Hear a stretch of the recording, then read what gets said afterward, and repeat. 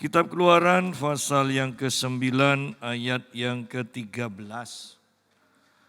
Kitab Keluaran pasal 9 ayat yang ke-13. Tulah yang ke-7 yaitu hujan es.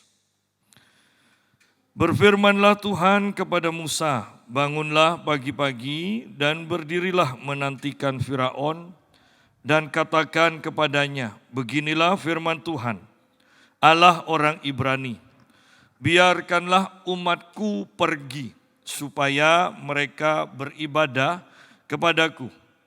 Sebab sekali ini aku akan melepaskan segala tulahku terhadap engkau sendiri, terhadap pegawai-pegawaimu dan terhadap rakyatmu, dengan maksud supaya engkau mengetahui bahwa tidak ada yang seperti aku di seluruh bumi. Bukankah sudah lama aku dapat mengacungkan tanganku untuk membunuh engkau dan rakyatmu dengan penyakit sampar, sehingga engkau terhapus dari atas bumi. Akan tetapi inilah sebabnya aku membiarkan engkau hidup, yakni supaya memperlihatkan kepadamu kekuatanku, dan supaya namaku dimasyhurkan di seluruh bumi. Engkau masih selalu menghalangi umatku sehingga engkau tidak membiarkan mereka pergi. Sesungguhnya besok kira-kira waktu ini aku akan menurunkan hujan es yang sangat dahsyat, seperti yang belum pernah terjadi di Mesir, sejak Mesir dijadikan sampai sekarang. Oleh sebab itu ternakmu dan segala yang kau punyai di padang, suruhlah dibawa ke tempat yang aman. Semua orang dan segala hewan yang ada di padang dan tidak pulang berkumpul ke rumah akan ditimpa oleh hujan es itu sehingga mati. Kita berhenti sampai dulu. Sekarang kita sampai pada tulah yang ke-7 yaitu hujan es. Dan kembali ayat 13 kita membaca kalimat-kalimat yang sama, peringatan dari Tuhan, dan kita melihat bahwa Tuhan tidak bosan-bosannya untuk menyampaikan peringatan, ya. Bahwa kita melihat di sini panjang sabarnya Tuhan. Bayangkan sampai tulah ke-7 tetap aja Tuhan tanpa bosan mengatakan, biarkanlah umatku pergi supaya mereka beribadah kepadaku. Bayangkan ini Allah sampai 7 kali, ya, sampai 7 kali dia memberikan peringatan. Dan pada akhirnya kita juga tahu bahwa Firaun tidak mengindahkan. Dan mungkin kita terkecoh dan berpikir, Firaun ini kok keras kepala ya. Tetapi pernahkah kita berpikir, koreksi diri, berapa kali sih Tuhan memperingatkan kita tentang sesuatu? Dan kemungkinan besar sampai sekarang itu pun kita belum lakukan. Ya. Berarti kalau belum kita lakukan, jangan-jangan kalau setiap peringatan Tuhan diberikan tulah, kita ini sudah lebih daripada tulah ke-10. Ya.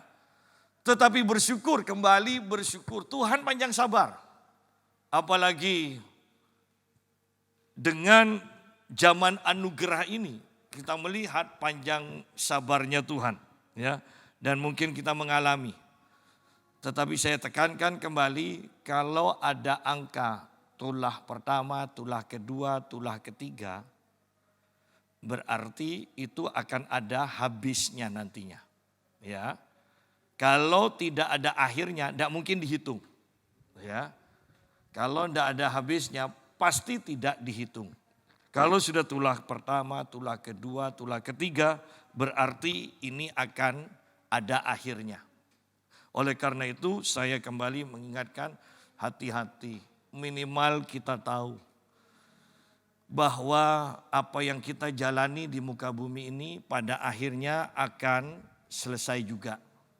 Akan ada akhirnya.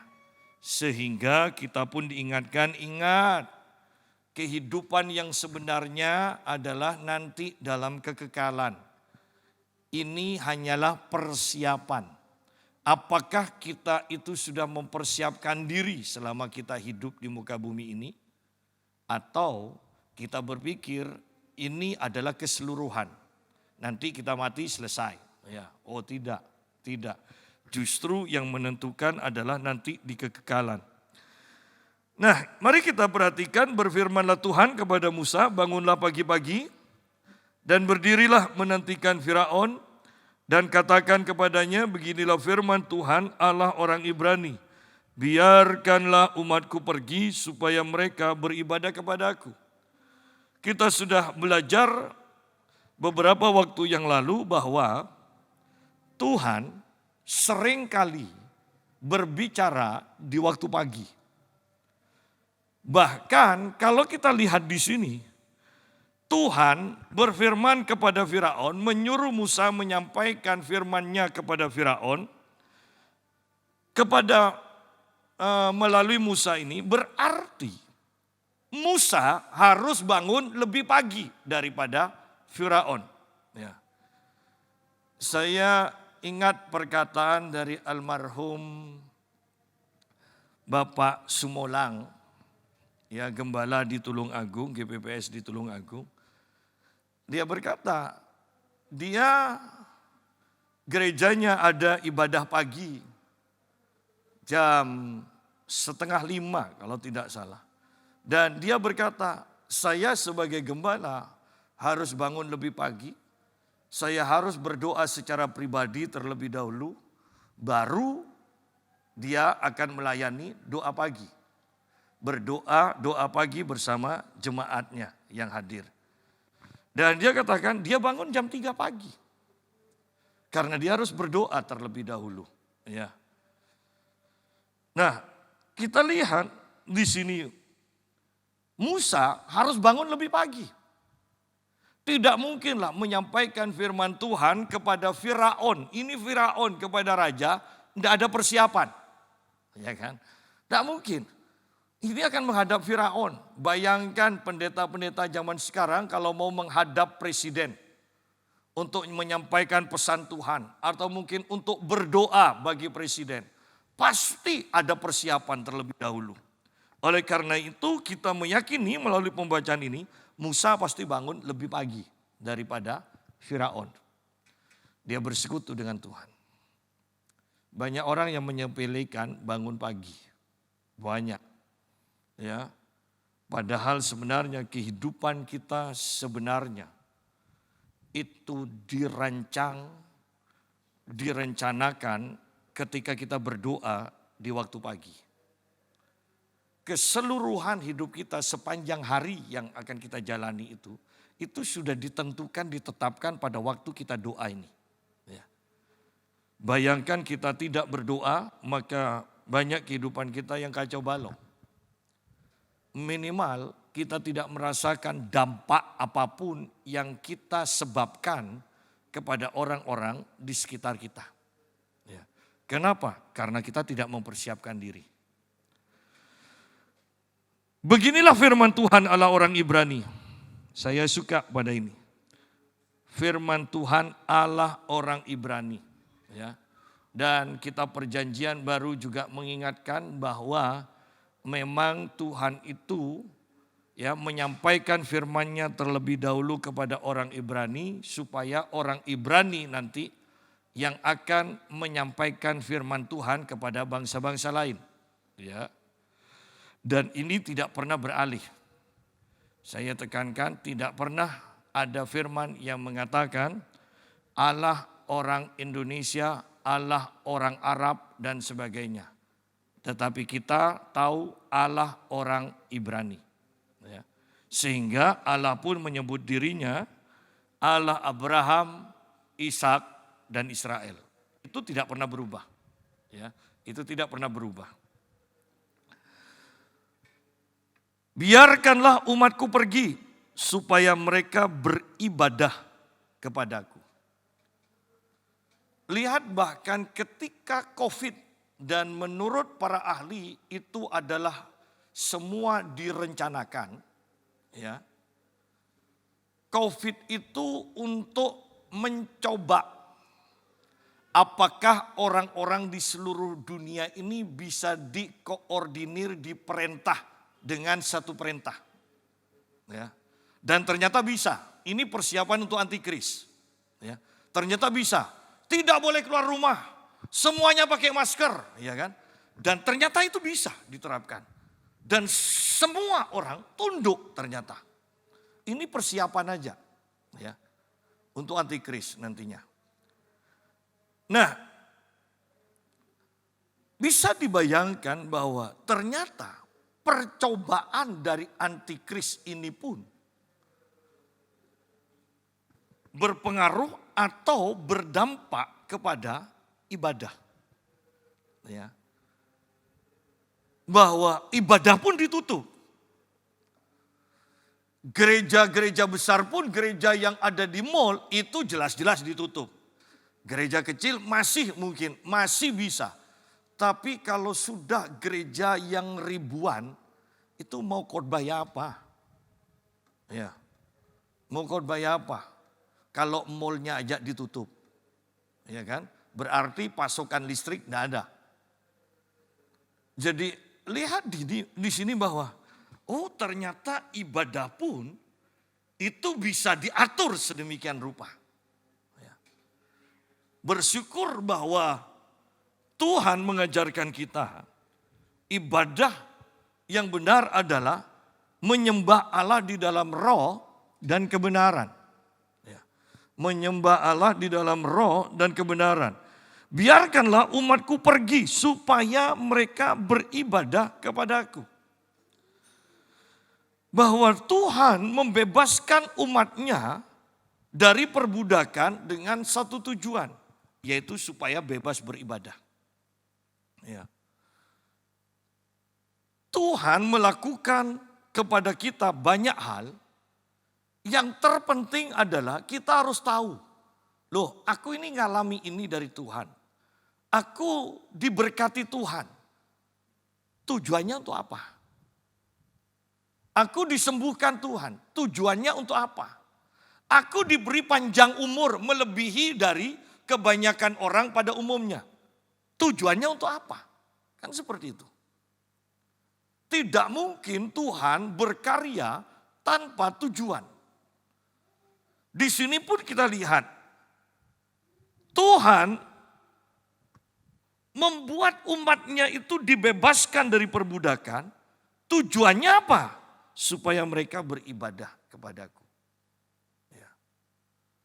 Bahkan secara sederhana, Tuhan memberikan kita kecukupan tidak memikirkan soal makan dan minum. Ya, karena soal makan dan minum itu Bapak pasti sediakan dikatakan. Tujuannya apa? Supaya kita bisa beribadah tanpa kepikiran nanti pulang ibadah makan apa. Kan seperti itu aja. Ya. Sayangnya banyak dari kita masih aja merasa kekurangan. Ya. Ya. Saya bergurau di fitnessan begini. Tidak apa-apa walaupun gemuk, yang penting merasa langsing. Daripada langsing tetap merasa gemuk. Itu kan sudah langsing tetap tidak berani makan kan. Ya, tidak apa-apa.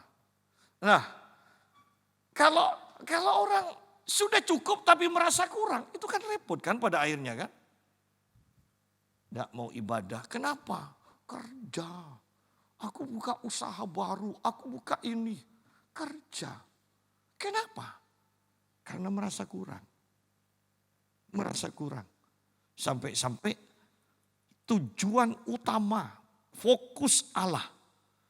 Yaitu supaya umatnya beribadah, itu pun kita langgar. Ya. Nah, kembali saya mau ingatkan, kalau sampai tulah ke-10 dan setiap tulah Tuhan memberi peringatan. Peringatannya sama, firmannya sama, biarkanlah umatku beribadah. Berarti ini sangat penting. Padahal hukum Alkitab itu kalau satu kalimat, satu perintah itu diulang 2 kali. Itu berarti cara menafsirkannya itu butuh perhatian khusus dari kita. Itu sangat penting. Ya.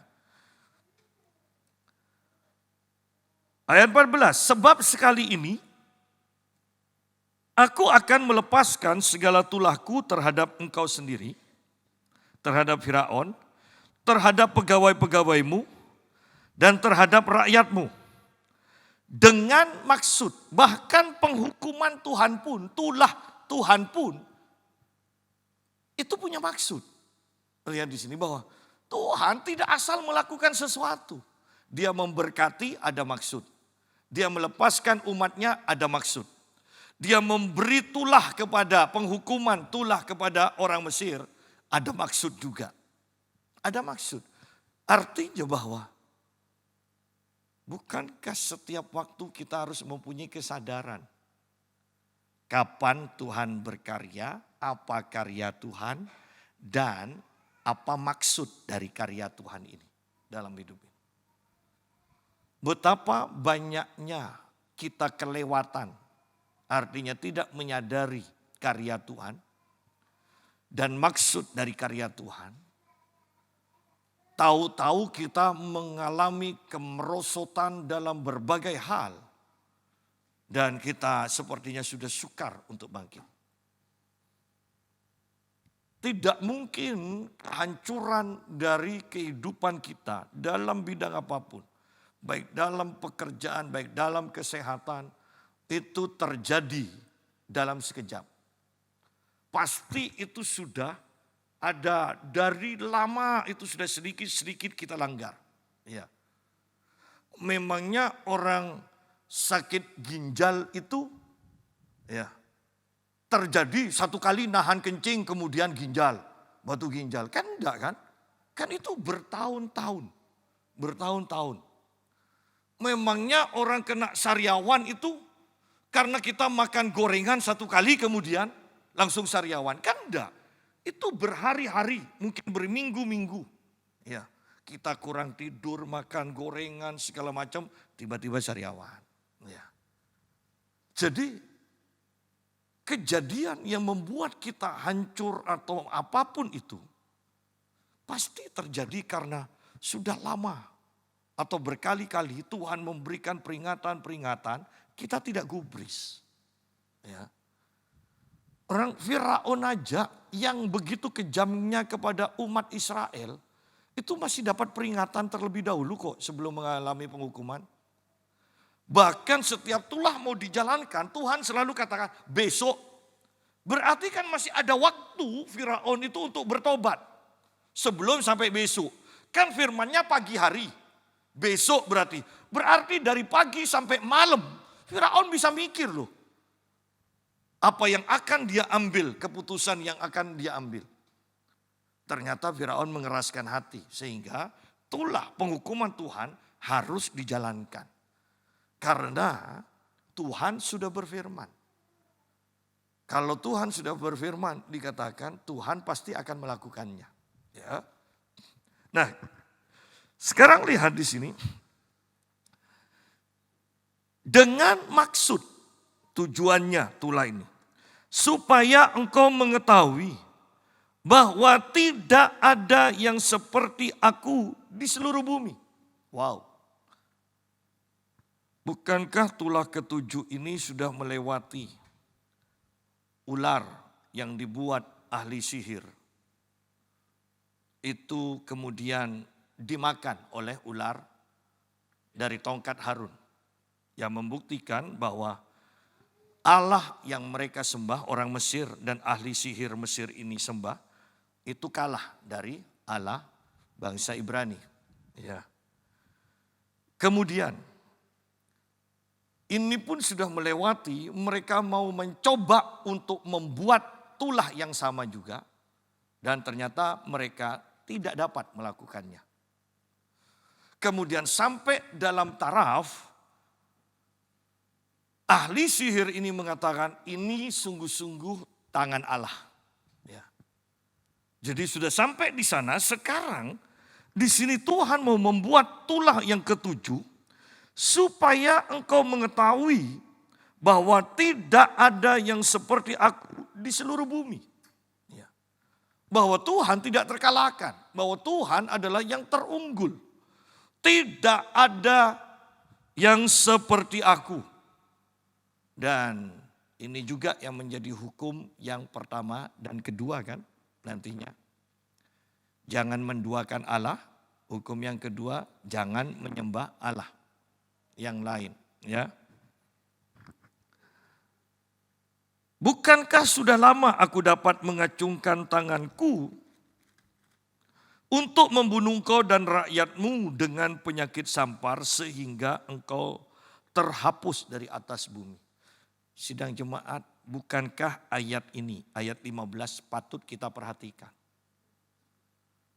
Bahwa Tuhan bersabar sampai tulah yang ketujuh.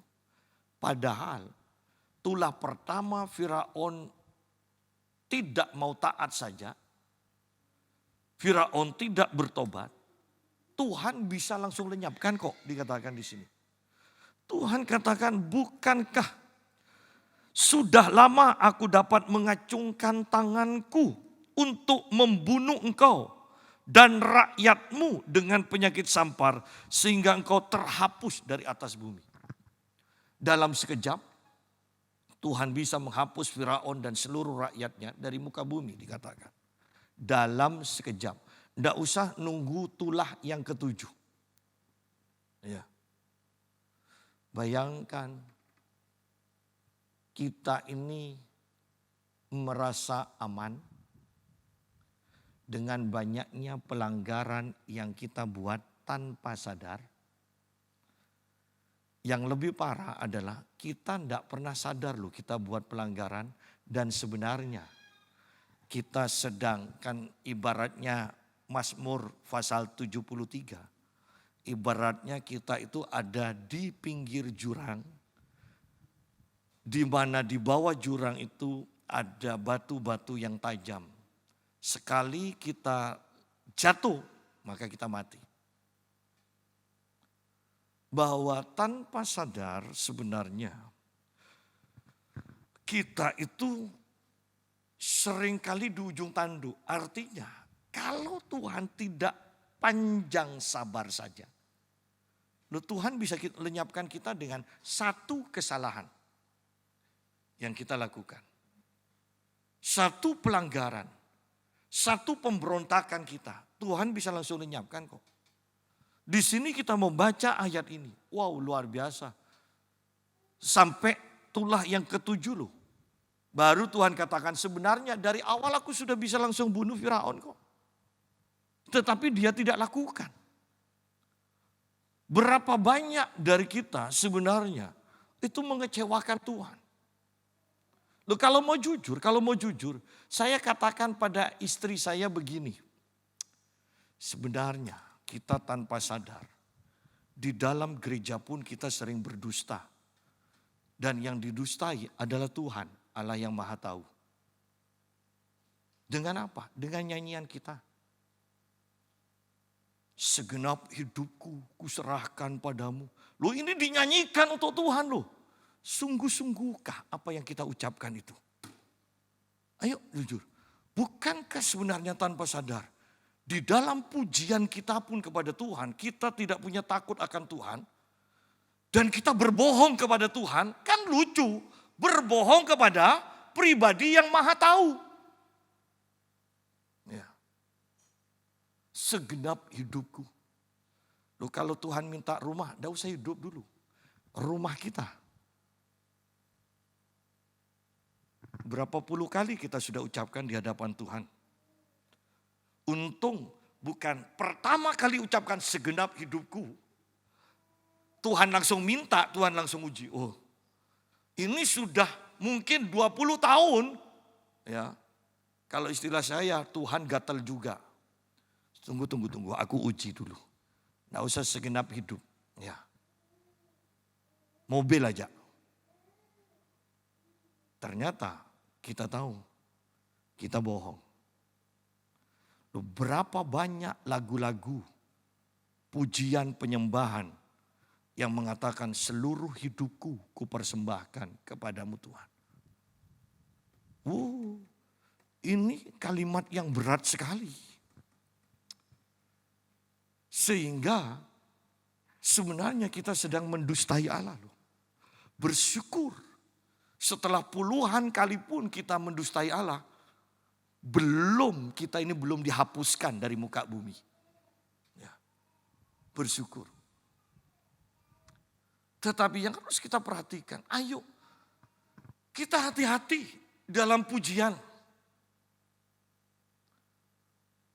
Berarti banyak lagu yang tidak boleh saya nyanyikan. Tambah aja, Roh Kudus tolong aku.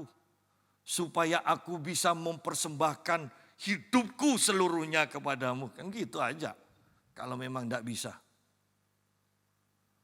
Tetapi jujur. Apakah ini juga salah satu penyebab dari orang-orang percaya mengalami masalah demi masalah yang tidak terselesaikan dan kemudian kita berkata, padahal aku sudah ibadah sungguh-sungguh. Lu ibadahmu itu penuh kebohongan. Ya. Apakah kita sungguh-sungguh ibadah? Pujian kita bohong, segenap hati, segenap hidup diserahkan ke Tuhan. Padahal perpuluhan aja enggak, ya kan? Lu kok mau seluruh hidup? Lu Tuhan itu enggak main-main loh kalau kita. Ketika dia katakan kepada Abraham, persembahkan anakmu kepadaku. Itu sebenarnya Tuhan sedang menguji Abraham, itu berbicara seluruh hidup dari Abraham loh Ishak. Itu adalah janji Tuhan atas Abraham yang Abraham tunggu sampai 25 tahun.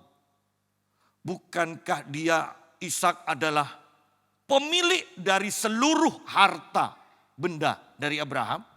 Bukankah sebenarnya ini Abraham? Berbicara Ishak itu berbicara Abraham. Masa depan dari Abraham itu adalah Ishak. Ya. Jadi kita lihat bahwa bahkan Abraham pun diuji oleh Tuhan untuk mempersembahkan seluruh hidupnya. Banyak dari kita tidak sadar ketika masalah demi masalah terjadi. Jangan-jangan karena kita kebanyakan bohong. Ya. Nangis sih, tapi tidak pernah dilakukan apa yang diucapkan. Ya. Kan lebih baik kalau kita sudah salah, aduh pujian ini berat, sudahlah diam aja.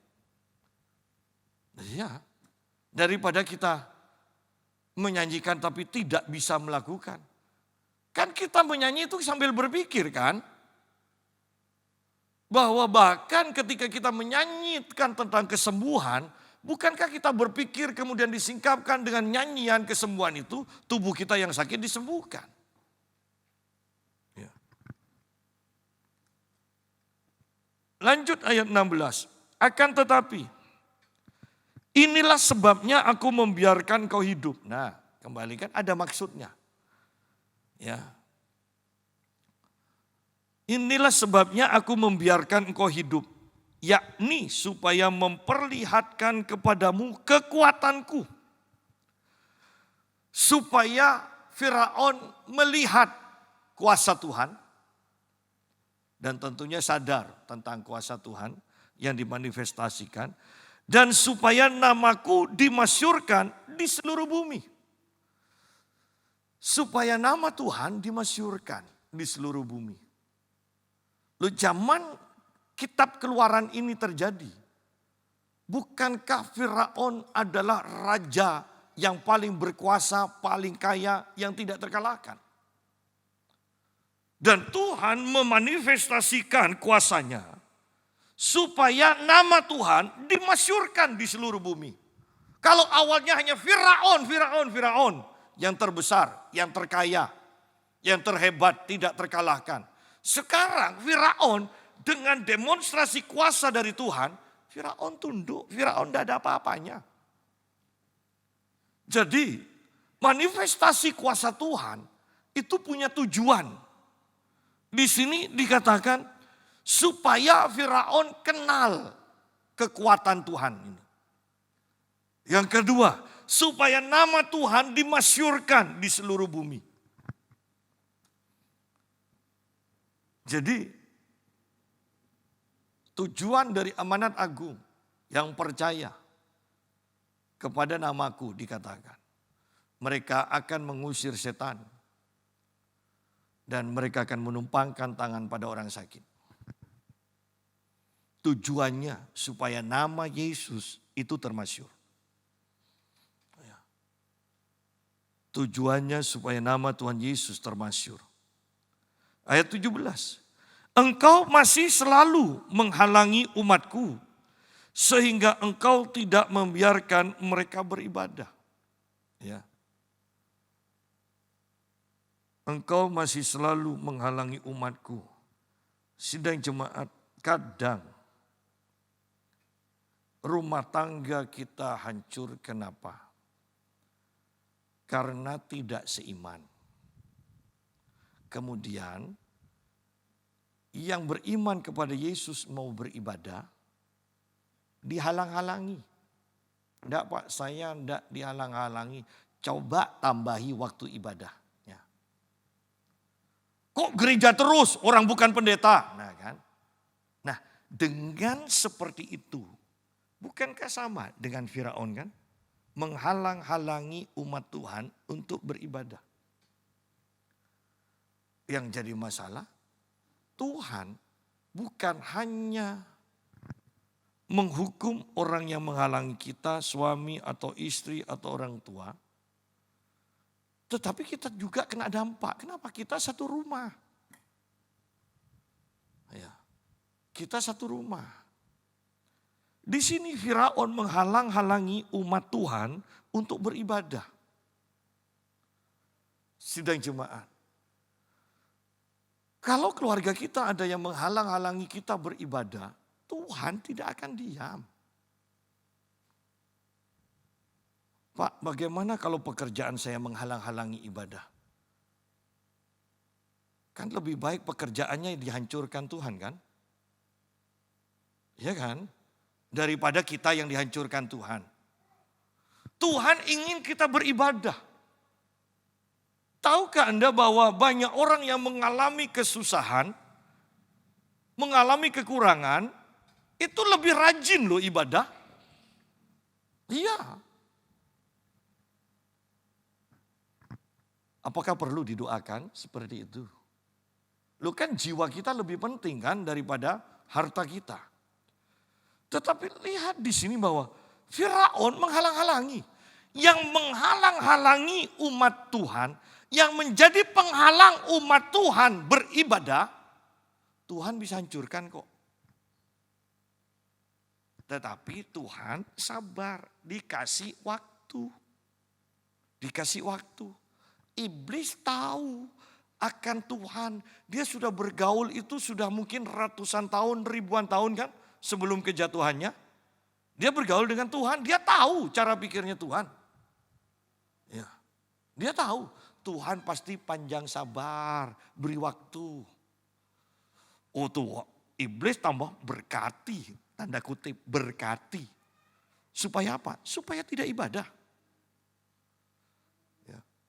Pokoknya apa yang menjadi pikiran Tuhan supaya umat Tuhan beribadah. Apa yang menjadi pikiran iblis supaya umat Tuhan tidak beribadah. Jadi kita bisa mengerti di sini.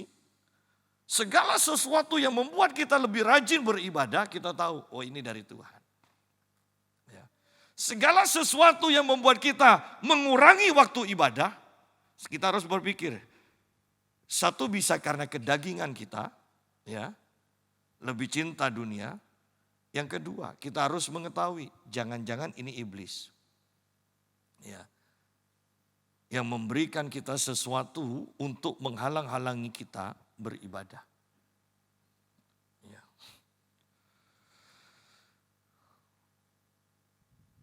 Banyak orang sekarang ini, atmosfernya membuat kita itu mulai kendor.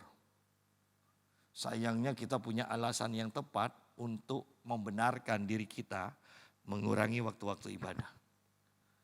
Ya, sehingga banyak gereja besar sekarang itu pakai strategi, ya, mengabarkan kebangunan rohani. Misalnya satu gereja di Surabaya punya cabang juga besar juga di Jakarta. Dan untuk masuk ke gereja itu antri seperti mie gacuan. Ini lebih panjang lagi. Tapi dan mereka menggembar-gemborkan, wah kebangunan rohani. Padahal bukan. Itu cabang yang dari Jakarta, 3.000 orang dibawa ke Surabaya untuk beribadah bersama. Anda bisa bayangkan, di Surabaya sudah banyak, penuh. Ditambah dari Jakarta. Dan mereka mengumumkan, ini kebangunan rohani. Itu strategi pemasaran gereja. Loh ada bukunya. Kalau Anda tahu tentang Barna, itu strategi pengaturan gereja. Ya, ada bukunya, ada strategi-strateginya. Makanya seorang hamba Tuhan, kalau tidak salah Billy Graham mengatakan, seandainya Roh Kudus diambil dari gereja saat ini, gereja tetap bisa berjalan tanpa ada perubahan sedikit pun. Artinya perkataan itu, banyak gereja sudah tidak mengandalkan Roh Kudus. Ya. Barusan ada gereja juga buka gereja di Solo. Antri di mall, antri. Kan tidak mungkin pertama buka itu antri kan? Artinya dari berbagai kota yang sudah banyak itu semuanya di drop ke Solo. Ya. Ini loh strategi gereja. Strategi gereja.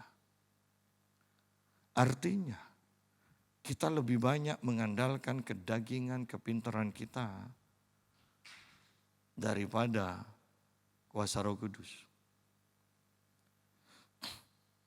Saya membaca sebuah buku tentang pengurapan. Dan hamba Tuhan ini seorang perempuan yang sekarang sangat terkenal. Dia kalau ngusir setan tidak perlu pakai lama. Setannya bermanifestasi, dia akan hitung. 1, 2, 3, setannya pergi. Tetapi di buku itu dia bilang, dia memimpin gereja di taman. Artinya dia itu gerejanya tidak di gedung, di taman dia ngumpulkan orang. Ya. Dia mendapatkan nubuatan, dia akan lakukan perkara-perkara besar. Kemudian dia akan dipakai Tuhan keliling ke seluruh dunia. Dia berpikir, wow, luar biasa. Tahun pertama dia katakan, sejak menerima nubuatan itu, jemaatnya yang sudah 20-an orang di taman, nggak ada gedung. 20-an orang. Tahun kedua menjadi 15 orang.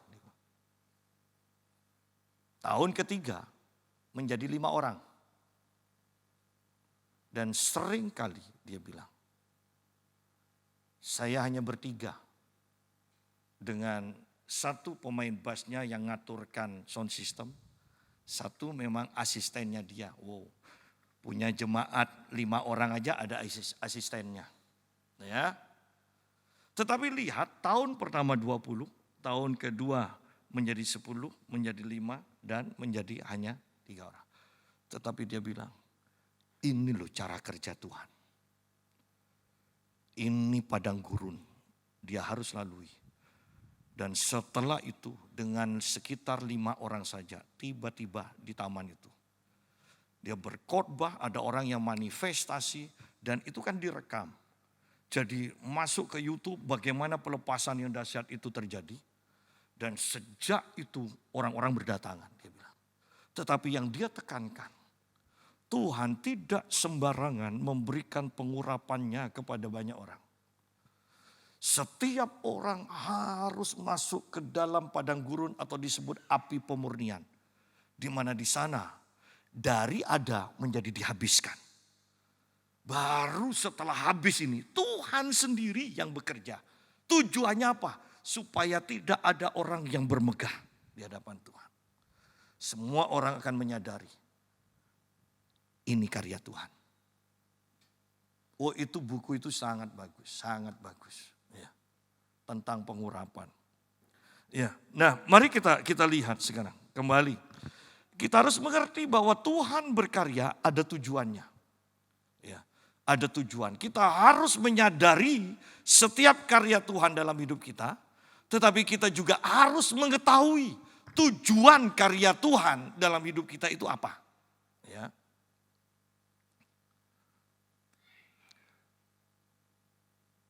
Ayat 18, sesungguhnya besok, kira-kira waktu ini, aku akan menurunkan hujan es yang sangat dahsyat, seperti yang belum pernah terjadi di Mesir sejak Mesir dijadikan sampai sekarang ini. Wow. Nah, sidang jemaat, kalimat ini seperti yang belum pernah terjadi di Mesir sejak Mesir dijadikan sampai sekarang ini. Ini sebenarnya hukuman Tuhan atau karya Tuhan untuk akhir zaman. Anda akan melihat perkataan ini ya seperti belum pernah terjadi sebelumnya di dalam kitab Yoel. Itu seringkali disebutkan. Kemudian di dalam kitab Wahyu. Hanya itu berbicara tentang akhir zaman. Berarti bukankah ini sudah kebangetan. Melarang umat Tuhan untuk beribadah, ini kebangetan. Ya. Sehingga hukuman yang seharusnya untuk akhir zaman, bisa-bisanya Tuhan itu kok keburu gitu loh. Ya, Anda pokoknya supaya kita lebih mengerti gitu. Ya, karena kalau saya khotbah model gini sama ahli-ahli teologi itu akan banyak-banyak dibantah. Ini tidak sesuai, seharusnya ilmu berkhotbah begini. Saya ingin supaya kita pokoknya ngerti lah maksudnya ya. Bahwa ini penghukuman tuh akhir zaman. Berarti menghalang-halangi umat Tuhan untuk beribadah. Itu membuat Tuhan marah besar. Sehingga penghukuman itu dipercepat. Ya, dipercepat. Seperti yang belum pernah terjadi di Mesir sejak Mesir dijadikan sampai sekarang ini. Bayangkan, Anda bisa bayangkan gempa bumi terbesar. Kemudian sekarang Tuhan akan adakan gempa bumi yang lebih besar, berarti yang belum pernah terjadi. Bayangkan banjir yang terbesar di Pamekasan dan Tuhan akan buat banjir yang lebih besar, yang belum pernah terjadi. Itu seperti apa? Dan ada lagi sebenarnya ayat yang mengatakan di dalam kitab Yoel itu yang tidak pernah terjadi dan yang tidak akan terjadi lagi. Wow, itu kan sudah berarti sudah tidak tergoyahkan posisi paling dahsyatnya itu kan. Ya. Ayat 19, oleh sebab itu ternakmu dan segala yang kau punyai di padang, suruhlah dibawa ke tempat yang aman semua orang dan segala hewan yang ada di padang dan tidak pulang berkumpul ke rumah akan ditimpa oleh hujan es itu sehingga mati. Nah, kalau kita lihat ayat 19, nanti 20 dan 21. Bukankah kita melihat begini? Malapetaka, kematian, kehidupan atau perlindungan berkat dari Tuhan. Itu terjadi akibat satu kata ini, percaya atau tidak percaya. Ya kan? Buktinya ini masih dikasih peringatan loh. Kalau memang percaya, mereka akan bawa ternak-ternak yang di padang itu untuk berlindung. Masuk rumah, jangan di luar rumah. Karena akan ada hujan es. Nah, lihat ayat yang ke-20. Maka siapa di antara para pegawai Firaun yang takut kepada firman Tuhan, artinya percaya bahwa firman yang disampaikan Musa ini pasti terjadi, menyuruh hamba-hambanya serta ternaknya lari ke rumah. Ya, karena mereka percaya firman yang disampaikan Musa itu pasti terjadi. Tetapi siapa yang tidak mengindahkan firman Tuhan, meninggalkan hamba-hambanya serta ternaknya di padang, mereka pasti mengalami kematian karena tidak percaya. Ya. Betapa pentingnya kata percaya ini. Percaya dan tidak percaya ternyata menentukan kita. Apakah kita hidup dalam berkat atau hidup dalam kutuk? Apakah kita akan diberkati atau dikutuk? Apakah kita akan diselamatkan atau mengalami kematian. Hanya karena kata percaya ini. Ya. Berfirmanlah Tuhan kepada Musa, ulurkanlah tanganmu ke langit supaya hujan es turun di seluruh tanah Mesir, menimpa manusia dan binatang dan menimpa tumbuh-tumbuhan di padang di tanah Mesir. Lalu Musa mengulurkan tongkatnya ke langit, maka Tuhan mengadakan guruh dan hujan es dan api pun menyambar ke bumi. Dan Tuhan menurunkan hujan es meliputi tanah Mesir. Dan turunlah hujan es beserta api yang berkilat-kilat di tengah-tengahnya. Di tengah-tengah hujan es itu terlalu dahsyat. Perhatikan kata ini, terlalu dahsyat. Anda harus merenungkan, berandai-andai. Masuk ke dalam kalimat demi kalimat ini. Ya. Sehingga Anda bisa bayangkan kengerian pada waktu itu. Kata terlalu dahsyat dikatakan. Seperti yang belum pernah terjadi di seluruh negeri orang Mesir sejak mereka menjadi suatu bangsa. Berarti ini belum pernah terjadi. Berarti mereka juga tidak tahu cara penanganannya, menanggulanginya. Iya kan? Belum pernah terjadi kok. Belum pernah sedahsyat ini. Artinya penanggulangannya mereka tidak bisa mempersiapkan. Karena mereka tidak menyangka sedahsyat ini. Kan gitu. Bayangkan kalau kita mengalami banjir besar. Ya, banjir besar. Kemudian kilat halilintar sampai ke bumi jendar. Sedangkan mobil untuk penanggulangan bencana itu di area Lancor Anda lihat. Ya. Kan enggak nutut. Kalau terjadi bencana seperti belum pernah terjadi di Pamekasan. Enggak nutut. Walaupun sudah dipersiapkan. Kenapa? Enggak nyangka sebesar ini. Enggak nyangka sedahsyat ini. Dan itulah yang terjadi di Mesir. Mereka tidak bisa menanggulanginya. Kenapa? Terlalu dahsyat. Dikatakan. Terlalu dahsyat. Hujan es itu menimpa binasa segala sesuatu yang ada di padang. Di seluruh tanah Mesir. Dari manusia sampai binatang. Juga segala tumbuh-tumbuhan di padang ditimpa binasa oleh hujan itu. Dan segala pohon di padang ditumbangkannya. Hanya di tanah Goshen, tempat kediaman orang Israel, tidak ada turun hujan es. Wow. Perbedaannya ini kan sangat dahsyat. Antara kehancuran dan damai sejahtera. Kan gitu aja.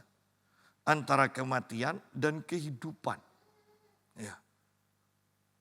Itu kalau yang di perbatasan kan lucu kan. Kembali perbatasan Goshen dan tanah Mesir yang lain itu kan. Itu kan seru. Ya. Nah, yuk berandai-andai.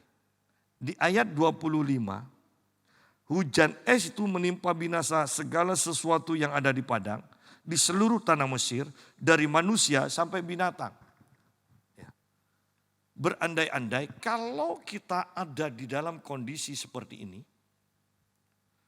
kita berandai-andai orang Mesir yang mendengar firman yang Musa sampaikan. Bagi mereka yang tidak percaya, kan mereka akan keluar rumah dan bahkan menantang. Mana? Kan seperti itu. Dan tiba-tiba, buk, ya kan, es batu besar, terus jatuh ke kepalanya, tidak sempat bertobat.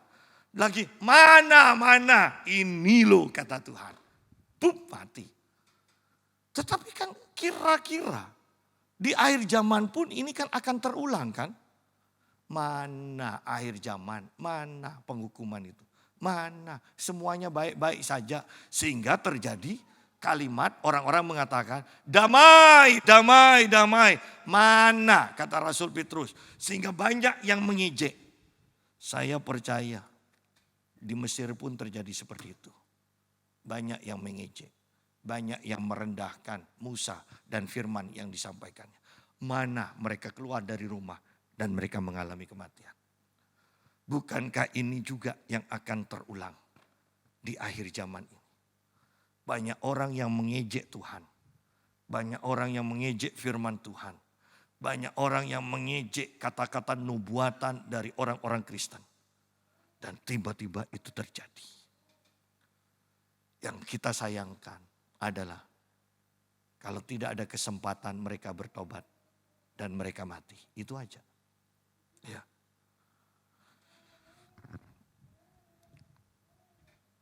Hanya di tanah Goshen, tempat kediaman orang Israel, tidak ada turun hujan es. Nah, bukankah berandai-andai kembali?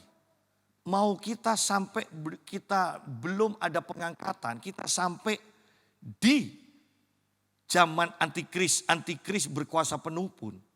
Dengan ayat ini bukankah kita tahu Tuhan pun mampu melindungi kita di tengah-tengah kekuasaan antikris sekalipun. Jadi tidak perlu jadi petani semua. Ya. Beli tanah untuk ditanami, ya kan? Supaya nanti kalau sama antikris tidak boleh beli-beli, kita punya makanan, stok makanan. Loh, kalau dirampas sama antikris. Padahal sudah banyak contoh-contoh.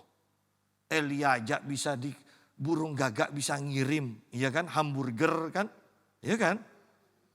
Roti sama daging kan hamburger kan? Itu dikirim kok. Lu kalau zaman dulu zaman Elia Tuhan bisa buat itu. Saya percaya di zaman antikris Tuhan tidak pernah lupa cara melakukannya. Ya. Iya kalau kita sudah mulai tua naruh kunci lupa. Ya kan? Di mana? Bahkan kunci dipegang pun masih dicari. Di mana ya? Di mana? Itu Pak matanya ya Pak. Nah matanya 2 maksudnya. Ya kan? Tuhan tidak pernah lupa caranya untuk melakukannya. Ya. Jadi tidak perlu takut. Ayat 27. Lalu Firaun menyuruh memanggil Musa dan Harun serta berkata kepada mereka, aku telah berdosa sekali ini. Tuhan itu yang benar. Wow, luar biasa kan pengakuan ini. Aku telah berdosa sekali ini. Artinya berdosa kepada Tuhan.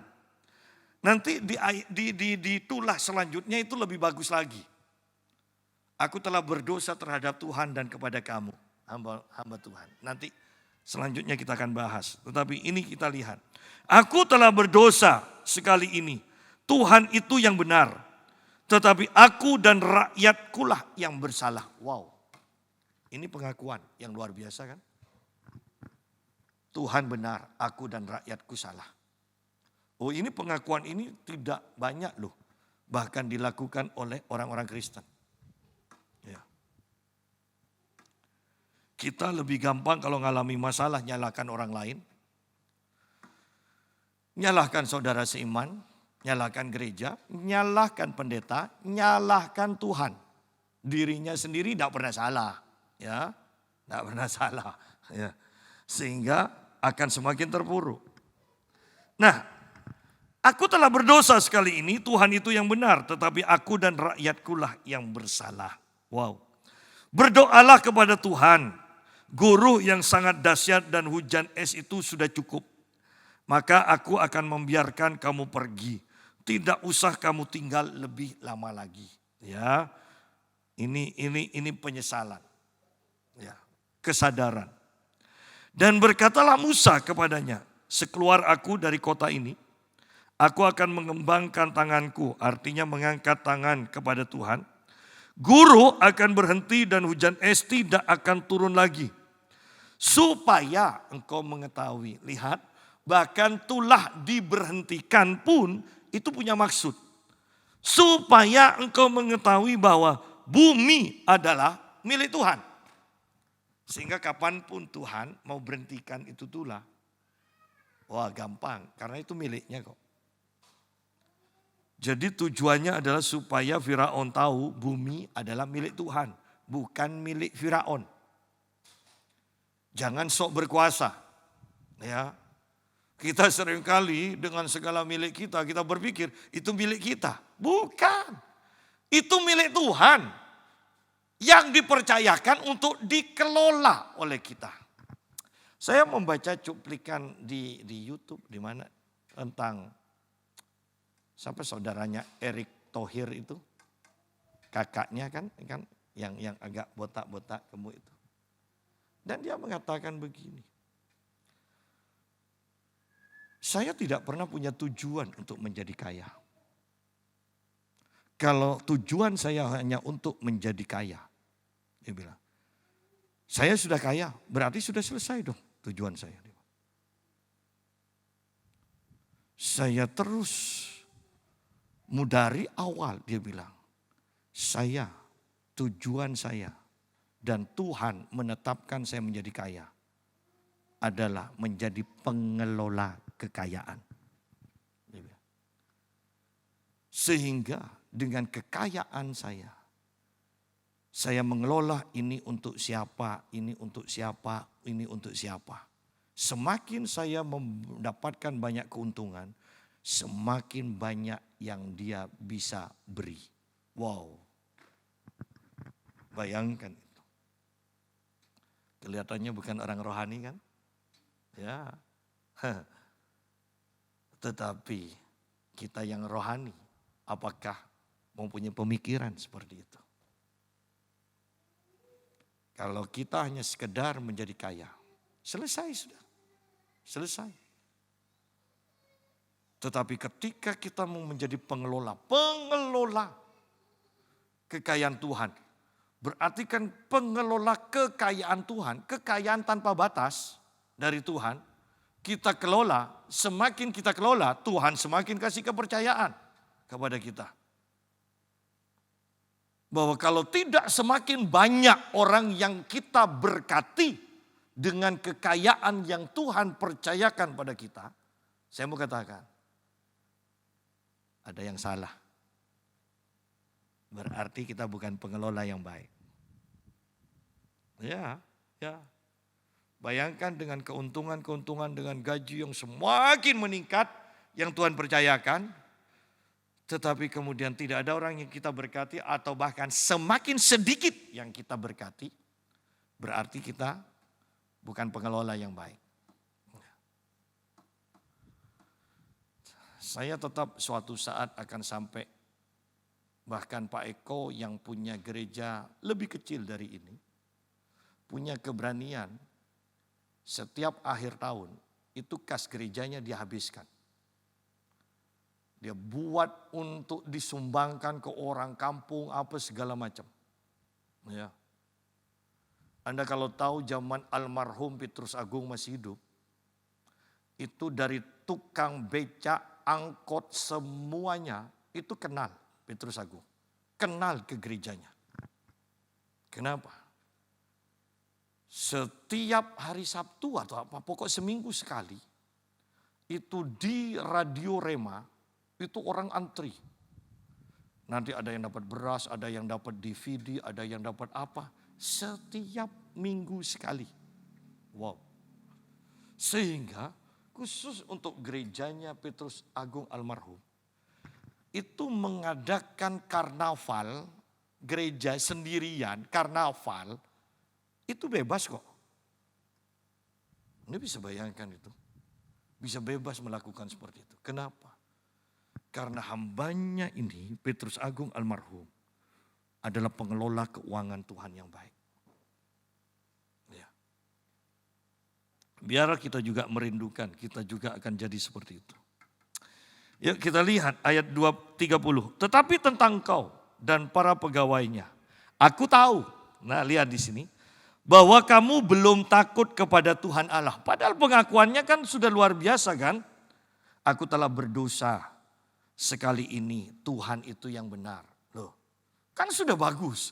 Tetapi Musa bisa menilai, kamu belum takut akan Tuhan kok. Tahukah Anda bahwa sekalipun kita mengatakan segenap hidupku kuserahkan kepadamu, bisa dinilai kok oleh orang, terutama oleh orang yang peka, ya, yang punya ketajaman. Apakah engkau sungguh-sungguh mengasihi Tuhan atau tidak? Bisa dinilai kok. Bisa dinilai. Firaun mengatakan, Tuhan benar, aku salah. Tetap aja Musa bisa menilai, kamu belum takut akan Tuhan. Padahal kalau kita kan sudah melihat respon Firaun, puji Tuhan, Firaun sudah berubah. Ternyata Musa katakan, kamu belum berubah, kamu belum takut akan Tuhan. Ya, belum. Tetapi tentang engkau dan para pegawaimu, aku tahu bahwa kamu belum takut kepada Tuhan Allah. Sudah sampai tulah ketujuh aja belum takut loh. Ya. Tanaman rami dan jelai telah tertimpa binasa. Ini keadaan di Mesir. Sebab jelai itu sedang berbulir dan rami itu sedang berbunga. Tetapi gandum dan sekoi tidak tertimpa binasa sebab belum lagi musimnya. Lalu keluarlah Musa dari kota itu meninggalkan Firaun. Dikembangkannya lah tangannya kepada Tuhan, maka berhentilah guruh dan hujan es. Dan hujan tidak tercurah lagi ke bumi. Lihat doa dari hambanya ini, Musa. Tulah Tuhan berhenti. Tetapi ketika Firaun melihat, nah ini. Kamu belum takut akan Tuhan kan? Musa sudah katakan, lihat. Tetapi ketika Firaun melihat bahwa hujan es dan guru telah berhenti, maka teruslah ia berbuat dosa. Nah, banyak ya, kembali kan kita tahu banyak model yang seperti Firaun ini. Tomat katanya, tobat kumat. Ya, tobat kumat. Ya. Setelah lega, ayat-ayat sebelumnya kita sudah bahas kan, setelah terjadi kelegaan, Firaun tetap mengeraskan hatinya. Dikatakan. Di sini juga. Ketika Firaun melihat bahwa hujan es dan guru telah berhenti.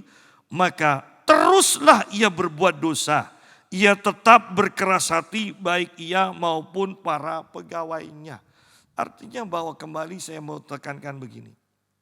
Roh takut akan Tuhan itu sangat penting. Bahwa ketika kita punya roh takut akan Tuhan, kita akan taat pada Tuhan. Ketika kita punya roh takut akan Tuhan, kita akan menjauhi kejahatan, kita akan hidup dalam kebenaran, dalam kekudusan. Itu kalau kita punya roh takut akan Tuhan. Firaun sudah mengalami semuanya. Musa katakan kamu belum takut akan Tuhan. Dan akibatnya lihat di sini.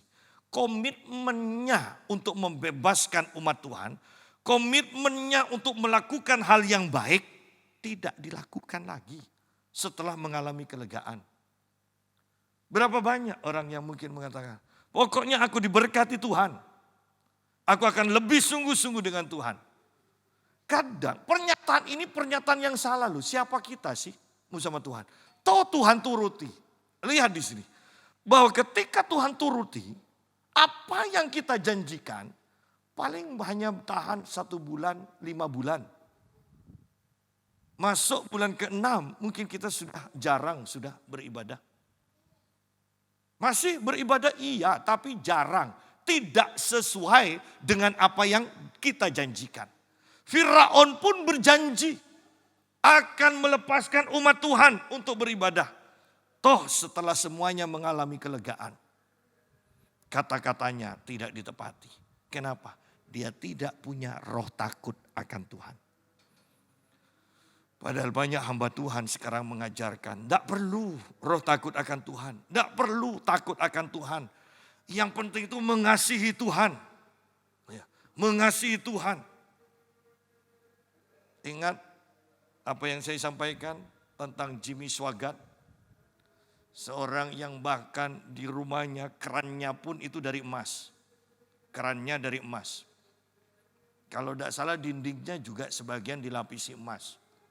Dinding rumahnya. Dan akhirnya dia masuk penjara. Karena perzinahan, karena uang gereja pun dia pakai semuanya. Ya, pencucian uang. Istilahnya pencucian uang. Dan John Bevere diundang untuk pergi untuk menemui dia. Diundang oleh Jimmy Swaggart. Dan dia bertanya, apakah kamu mengasihi Tuhan? Kata John Bevere. Kok sampai kamu bisa melakukan seperti itu? Dan hamba Tuhan ini mengatakan, kamu jangan keliru. Saya sungguh mengasihi Tuhan. Dia bilang. Bahkan ketika saya berbuat dosa pun saya tahu saya mengasihi Tuhan. Dia bilang. Tapi saya tidak takut akan Tuhan. Dia bilang. Itu pengakuan hamba Tuhan. Hamba Tuhan yang besar. Dan akhirnya jatuh. Dia bilang, bahkan ketika aku melakukan dosa, aku mengasihi Tuhan dengan kesadaran bahwa dia mengasihi Tuhan. Tapi tidak takut akan Tuhan. Sehingga aku tidak hidup dalam kekudusan. Hanya roh takut akan Tuhan yang akan membuat kita hidup kudus bagi Tuhan. Dan takut akan Tuhan ini yang berusaha dilenyapkan di gereja oleh banyak hamba Tuhan. Dengan pengajaran hyper grace-nya. Ya. Ayat 35, berkeraslah hati Firaun sehingga ia tidak membiarkan orang Israel pergi seperti yang telah difirmankan Tuhan dengan perantaran Musa. Firaun tetap berkeras hati. Ya. Nanti selanjutnya kita akan bahas lebih banyak lagi. Boleh pergi, ya, boleh pergi, tetapi ya wanitanya jangan ikut pergi. Nah, padahal Yosua aja berkata, silakan tentukan sendiri kamu mau beribadah kepada siapa.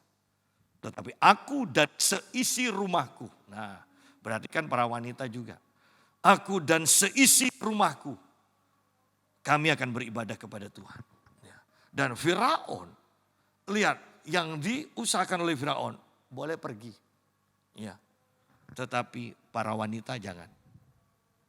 Artinya nanti kalau kita tidak satu hati ya dengan pasangan kita akan masuk ke dalam perbudakan lagi kok.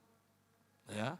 Jadi hati-hati, kiranya firman ini akan membuat kita mulai berpikir, apakah kita tahu setiap karya Tuhan dalam kehidupan kita? Kemudian, apakah kita tahu tujuannya untuk apa? Berapa banyak yang sudah kita taati, kita lakukan? Berapa banyak yang kita tolak, bahkan mungkin kita tidak mengetahui, tidak menyadari karya Tuhan. Kiranya firman ini akan membuat kita semakin berhati-hati dengan hidup kita. Sehingga kapanpun kita dipanggil Tuhan, kita sudah siap. Tuhan kita akan mendengar, Tuhan berkata, hai hambaku yang setia dan yang benar. Mari kita berdoa.